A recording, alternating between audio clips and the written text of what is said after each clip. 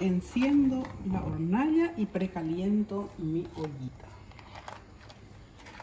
Esta vez voy a preparar rorá pirú. Este es el rorá que quedó de la elaboración del ju'ití que hicimos días pasados. Este es el ju'ití que logramos elaborando el maíz blanco, el abatí monotí. Yo voy a utilizar este rorá. Más o menos un jarrito, no digo una taza porque la taza medidora es diferente. Y le voy a poner un poquito de ju'ití de nuestra producción. Y voy a hacer lo mismo que había hecho con el rorá, de ponerle la sal fina aparte. E ir agregándole el agua de acuerdo a la necesidad. Esto se humedece levemente también. No necesita estar muy húmedo. Entonces vamos a ir buscándole el punto. También se cocina esto sin materia grasa.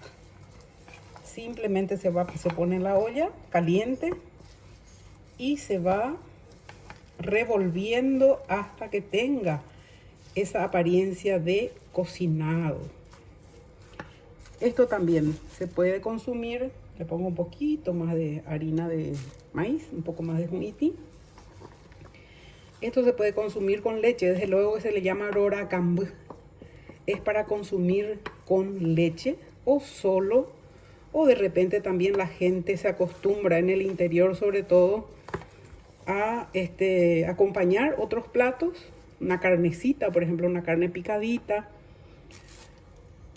o con huevo frito. Esa más o menos es el empleo, el uso del rorá pirú o rorá cambú que le dice, pero con la leche es verdaderamente sublime, así, delicioso.